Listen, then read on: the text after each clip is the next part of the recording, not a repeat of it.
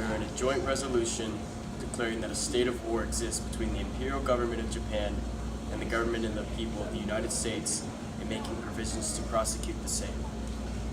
Whereas the Imperial Government of Japan has committed unprovoked acts of war against the government and the people of the United States of America.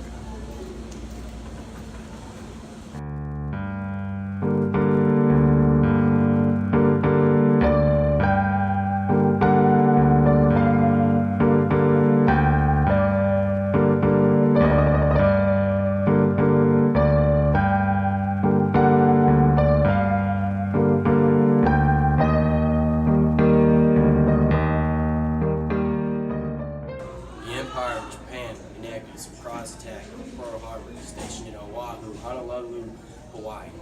It was December 7th, 1941, at 8 a.m. In total, between civilians, Air Force, Marines, Navy, and Army, there were 2,400 casualties, 1,000 injured, 20 vessels damaged or sunk, and 300 planes bombed or destroyed. All ships would be salvaged, repaired, or sunk out of the water except for the USS Arizona and the USS Utah. The Arizona sunk with her entire crew on her. 1,000 men are still trapped in the hull of the ship at the bottom of Pearl Harbor to this day. Personally, I wasn't in the harbor at the time. I was at a landing strip further out on the base, but it was damnation. Every boy that wasn't running had already been shot down. If you were standing by a plane, you were dead. They blew up every single building that we had. I barely survived. I stood behind an ammo bucket or something. I don't really remember. I remember bullets flying through. Got me around the face. Got scarred to this day.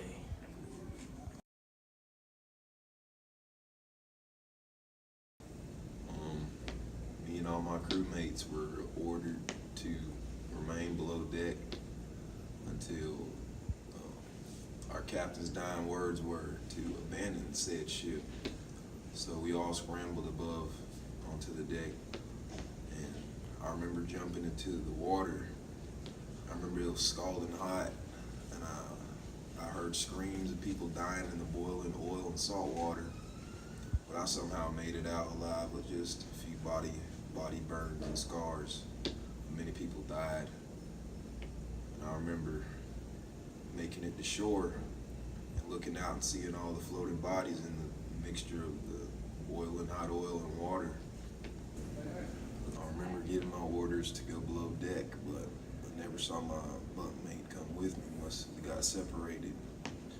And I learned after the fact that he never got the order. He was stuck on deck while all of us were safe.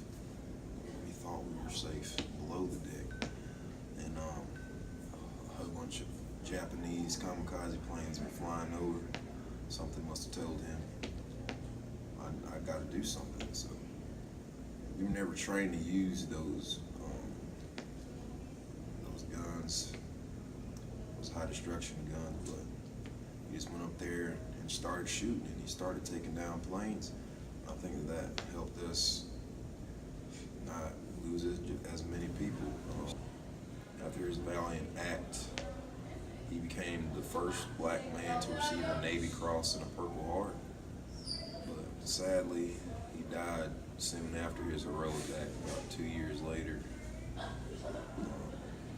Another sad fact is he never got to pass on his legacy through children. He never got to have a wife, have a family.